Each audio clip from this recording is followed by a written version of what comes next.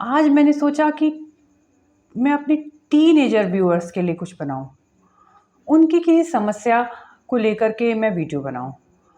तो जब मैंने इस बारे में विचार किया कि ऐसी कौन सी समस्या है जो उन्हें बहुत ज़्यादा परेशान करती है, तब मुझे ख्याल आया कि ये होती है अपने लुक्स को लेके ये बहुत कॉन्शियस होते हैं और उस लुक्स में जो सबसे ज़्यादा प्रॉब्लम क्रिएट करता है वो होती है पिंपल्स, एक्ने या हिंदी में मुहासे जिसे हम कहते हैं। जब हम टीन एज से किशोरावस्था में प्रवेश करते हैं और हमारे शरीर में बहुत सारे शारीरिक और मानसिक बदलाव शुरू होते हैं, उस समय हम इन पिंपल्स से बहुत परेशान होते हैं। तो बस इन्हीं के लिए होम्योपैथिक सॉल्यूशन लेकर मैं आपके सामने उपस्थित हुई हूँ। तो नमस्कार दोस्तों, मैं हूँ डॉक्टर नुपुर मिश्रा और अपने YouTube चैनल के माध्यम से फिर मैं आपकी एक समस्या का हल लेकर के आपके सामने प्रस्तुत हुई। तो क्या होता है ये मुहासे? जब हम टीनेजर में प्रवेश करते हैं, चाइल्डहुड से किशोरावस्था में प्रवेश करते हैं, तो हमारे शरीर में बहुत सारे मानसिक और शारीरिक बदलाव होते हैं। शारीरिक बदलाव हम चाहे वो फीमेल बॉडी हो या मेल बॉडी हो, दोनों में ही हार्मोन्स के नए हार्मोन्स के सिक्रीशन शुरू होते हैं, वो चाहे मेल हार्मोन हो या चाहे वो फीमेल हार्मोन हो। और हमारी बॉडी को इन नए सिक्रीशंस से यूज टू होने में थोड़ा टाइम लगता है, वो उसके साथ अपने आप को एडजस्ट कर रही होती है। तो कुछ तालमेल हमारी बॉडी का बिगड़ सा जाता है, जिसमें कि सबसे ज़्यादा जो समस्या आती है हमारी ऑयल ग्लैंड्स में, सेबेशियस ग्लैंड्स, जो कि हमारे शरीर से में ऑयल सिक्रीट करती है, जो मोस्टली हमारे चेहरे पे, फेस पे पाई जाती हैं। और जब ये ऑयल्स, इनका सिक्रीशन बहुत ज़्यादा बढ़ जाता है, ये और जो इनका बाहर आने का मार्ग है, जो पोर्स हैं, वो बाहर के वातावरण से होने वाले डस्ट की वजह से, या हम जो कॉस्मेटिक यूज़ करते हैं या कोई भी ऐसा प्रोडक्ट हम आर्टिफिशियल केमिकल युक्त यूज़ करते हैं, जिसकी वजह से उसका बाहर निकलने वाला रास्ता जो होता है वो ब्लॉक्ड हो जाता है। साथ में उसमें इन्फ्लेमेशन हो जाती है और फिर उसके बाद बैक्टीरिया का हमला हो जाता है। तो ये सारी चीज़ें मिल करके जब उसका आउटबस्ट होता है, जब ऑयल सिक्रीशंस अपने आप को बाहर निकलना चाहते हैं, तो वो जो रौद्र रूप धारण करते हैं वो होता है मुहासे के रूप में।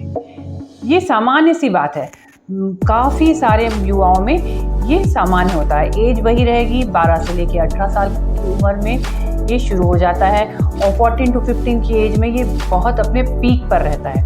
अगर वो कम मात्रा में है तो धीरे धीरे थोड़े से ध्यान से वो ठीक हो जाते हैं, पर किसी को ये बहुत ज़्यादा परेशान करते हैं। तो इसमें किस तरीके से हम इससे निकल सकते हैं, किस तरीके से हम निजात पा सकते हैं, थोड़ी सी सावधानी, थोड़ी सी होम्योपैथिक मेडिसिन की का साथ और मेरी जानकारी आपको इस समस्या से बहुत हद तक छुटकारा दिला सकती है। तो अब बात करते हैं दवाओं की। इसमें मैं आपको कुछ कॉम्बिनेशन ड्रग्स बताऊंगी और कुछ इंडिविजुअल मेडिसिन और कुछ ऐसी मेडिसिन जो हर कॉम्बिनेशन के साथ कॉमन रहेगी, जो आपको लेना रहेगा। ठीक है, तो जो मैं सबसे पहली मेडिसिन बता रही हूँ वो है एंटीमक्रूडम। इसकी 200 पोटेंसी की आपको मेडिसिन लेनी है और दिन में 4 बार एक ड्रॉप, अगर आप लिक्विड फॉर्म में लेते हैं और अगर पिल्स फॉर्म में लेते हैं तो एक पिल आपको दिन में 4 बार लेनी है। कब लेना है? अगर आप देख रहे हैं कि आपके पिंपल्स बहुत ज़्यादा हार्ड हैं और एक साथ बहुत सारे हो रहे हैं, साथ ही उनको हील होने में बहुत टाइम लग रहा है ड्यू टू उनकी हार्डनेस की वजह से, और जब वो हील होते हैं ले देकर, तब वो पिटिंग स्कार्स छोड़ते हैं, मतलब उनमें गड्ढे हो जाते हैं जहाँ भी वो हील होते हैं और चेहरे को बहुत ही ख़राब कर देते हैं। उस परिस्थिति में एंटीमक्रूड आपके लिए बहुत फ़ायदेमंद रहेगी। अगला जो मैं कॉम्बिनेशन बता रही हूँ ये बहुत ही बेहतरीन कॉम्बिनेशन है। इसमें 3 दवाओं का कॉम्बिनेशन है जो आपको लेना रहेगा। पहली मेडिसिन है कोनियम 200।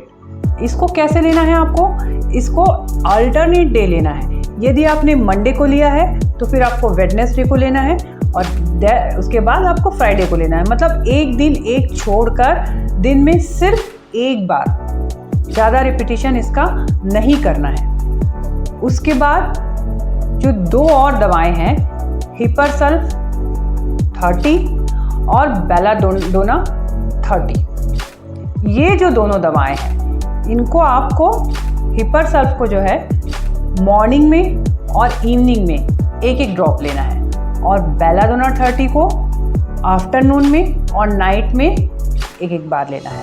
मतलब सुबह एक बार और शाम को एक बार हिपरसल्फ 30 लेंगे और दोपहर में एक बार और रात में एक बार बेलाडोना 30 लेंगे। कब लेना है इन दवाओं को?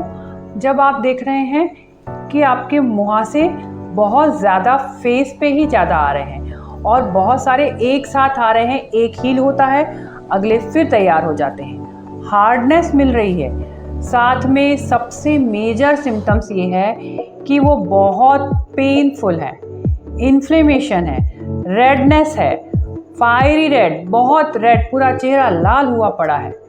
और जब वो आगे बढ़ते हैं तो उसमें पस फॉर्मेशन हो जाता है और जैसे ही पस फॉर्मेशन होता है उसके बाद उनको पस निकल करके हील होने में बहुत टाइम लगता है। ऐसी परिस्थिति में कोनियम अल्टरनेट और हिपरसल्फ और बेलाडोना की जो खुराक जिस तरीके से मैंने बताई है, अगर आप लेंगे वो इजीली हील होंगे, उनका पेन ख़त्म हो जाएगा, इन्फ्लेमेशन कम हो जाएगी, पस फॉर्मेशन होना कम हो जाएगा और जिसमें पस फॉर्मेशन हुआ है वो आसानी से हील हो जाएगा और दाग भी कम पड़ेंगे। तो ये हुई कॉम्बिनेशन वाली ड्रग। अगली जो दवा है वो है पल्साटिला 30। ये स्पेशली उन यंग गर्ल्स के लिए है जो कंप्लेन करती हैं कि जैसे ही मेरा मेंसेस आने वाला होता है तो मेरे पिंपल्स जो हैं वो बढ़ जाते हैं और नए पिंपल्स आने लगते हैं। और ख़ासकर जो ऑयली चीज़ें बहुत ज़्यादा खाती हैं या ऑयली थिंग्स खाने के बाद उनके पिंपल्स बढ़ जाते हैं, तो उनको पल्साटिला 30 बहुत ही इफ़ेक्टिव है। लेना किस तरह से है? दिन में वही 4 बार, एक पिल्स फॉर्म में है तो दिन में 4 बार एक पिल्स, और यदि आप ड्रॉप फॉर्म में लेते हैं तो एक ड्रॉप सीधे टंग पर 4 बार। अगली मेडिसिन है नेट्रम्यूर 200। इसको 200 पोटेंसी में लेना है। ये स्पेशली उन लोगों के लिए है जिनकी स्किन बहुत ज़्यादा ऑयली है, उनके हेयर्स भी स्टिकी रहते हैं, उनको डैंड्रफ की भी थोड़ी समस्या रहती है और पिंपल्स उनको टी जोन में, जहाँ पर ऑयल ज़्यादा हमारे फेस पे होता है, और बैक में भी बारीक पिंपल्स बहुत सारे हो जाते हैं, रेडनेस रहती है, ईचिंग बहुत होती है, समर सीज़न में पिंपल्स बढ़ जाते हैं और जैसी धूप में जाते हैं गर्मी लगती है, उनको पिंपल्स में तकलीफ़ होने लगती है, ईचिंग होने लगती है। तो ऐसी परिस्थिति में नेट्रम्यूर जो 200 है ये दिन में 4 बार लेने से बहुत ही इफ़ेक्टिव रहेगा। तो नेक्स्ट मेडिसिन है बोविस्टा 30 आपको ले लेनी है। और ये दवा कब काम आएगी? जब हमने देखा है कि मार्केट में बहुत सारे प्रोडक्ट आ गए और हम बहुत सारे कॉस्मेटिक बहुत शौक से यूज़ करते हैं, कई बार फेस वॉश के रूप में, क्रीम के रूप में या मेकअप के सामान के रूप में। और जब कई बार मेरे पास ऐसा होता है कि पेशेंट्स आएंगे और स्पेशली गर्ल्स आती हैं कि मैडम हमने फला प्रोडक्ट यूज़ किया, नया क्रीम था, नया मार्केट में आया था या किसी से पता चला और हमें लगा कि हमारे लिए यूज़फुल रहेगा, हमने यूज़ किया, उसके बाद हमारे नए पिंपल्स आ गए या हमारे जो पिंपल्स थे वो बहुत एकदम से तेज़ी से बढ़ गए। तो ऐसी परिस्थिति में बोविस्टा 30 की दिन में 4 बार एक डोज लेने से करीब 10 से 15 दिन कंटिन्यू लेने से आपको इस समस्या से निजात मिलेगी। तो बोविस्टा 30 कब आपको लेना है? कि जब आपको देखेंगे कि भाई कॉस्मेटिक यूज़ करने के बाद में आपकी समस्या बढ़ गई है या समर सीज़न में आपको तकलीफ़ हो रही है या फिर पिंपल्स बहुत ज़्यादा ईची है, मतलब बहुत ज़्यादा उसमें ईचिंग हो रही है, तब बोविस्टा आपको बहुत फ़ायदा करेगी। अब जो मेडिसिन आपको बताने जा रही हूँ वो ये जो सारी कॉम्बिनेशंस और जितनी भी मैंने इंडिविजुअल मेडिसिन बताई हैं उनके साथ में ये 2 मेडिसिन्स आपको कंटिन्यू करनी चाहिए, ऐसा मेरा सुझाव है। इनसे क्या होगा कि आपको जो आपकी मेन मेडिसिन्स हैं उनको वर्क करने में और सपोर्ट मिलेगा, और ये जो दवाएं हैं ये इनके साथ में अच्छा काम करती हैं। पहली दवा जो है वो है बार्बेरिस एक्विफोलियम। इसको आपको मदर टिंचर फॉर्म में ही लेना है, ये सिर्फ लिक्विड फॉर्म में ही मिलेंगी। और इसको लेने का तरीका कैसा है, 20 drops half cup of water में, चाहे वो ल्यूक वार्म वाटर हो या नॉर्मल वाटर हो, जो भी अवेलेबल हो आपके पास, वो दिन में 4 बार आपको लेना है इंटरनली। उसके साथ में एक्सटर्नली इसको 2 से 3 चम्मच पानी में आपको करीब 5 से 10 बूंद डालकर कॉटन के सहारे आपको दिन में 2 से 3 बार फेस पर अच्छे से अप्लाई करना है। फेस अच्छे से वॉश करने के बाद में रात में भी इसको आप लगा करके सो सकते हैं। बार्बेरिस एक्विफोलियम का ऑइंटमेंट भी होम्योपैथिक फार्मेसी में अवेलेबल है।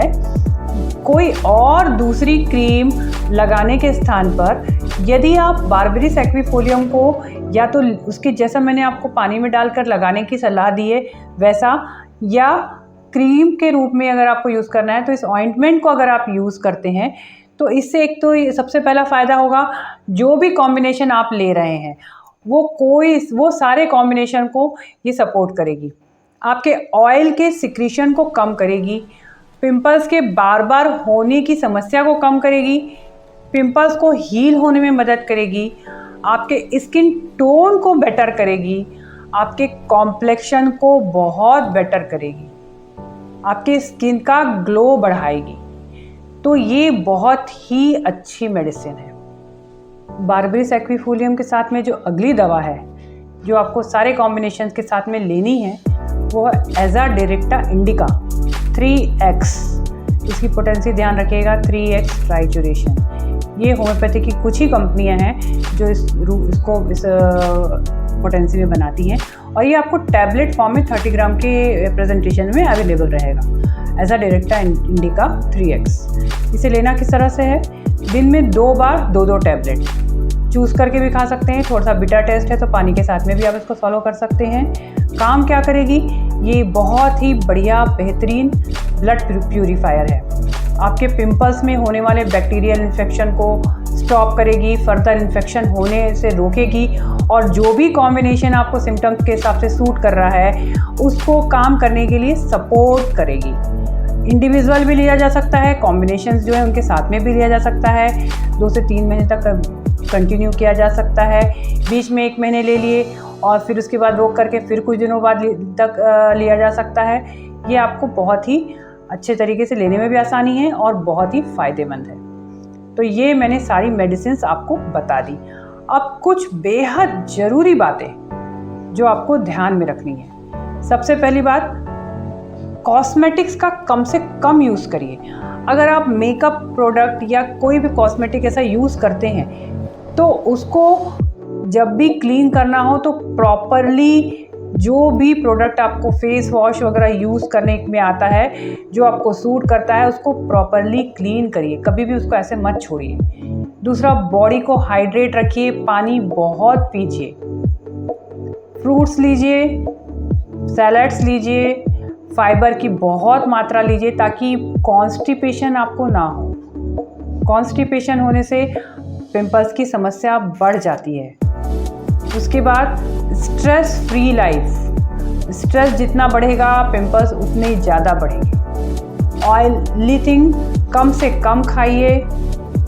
अपनी बॉडी को थोड़ा सा ये बाहर के जो फास्ट फूड है, आपके डब्बा बंद प्रोडक्ट्स होते हैं, जो पैक्ड फूड है, उनसे थोड़े दिन दूर रखिए। ये आपकी सेहत के लिए भी ठीक नहीं है और पिंपल्स के लिए तो बिल्कुल भी ठीक नहीं है। बॉडी को एसिडिक ना होने दें।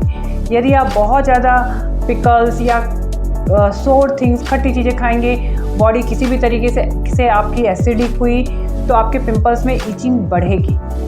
तो इस तरीके से आप इन बातों का ध्यान रखिए। इन जो मेडिसिन आपको सूट करती है, जो आपको सिम्टम्स सही लगते हैं, उन दवाओं को लीजिए। मुझे पूरी उम्मीद है ये दवाइयाँ आपको पिंपल्स की समस्या से ज़रूर निजात देंगी। तो उम्मीद करती हूँ आज का ये वीडियो आपके बहुत काम का होगा। अगली बार मैं एक नए वीडियो, नए टॉपिक के साथ आपके सामने प्रस्तुत होंगी। आपका दिन शुभ रहे, फिर मिलते हैं।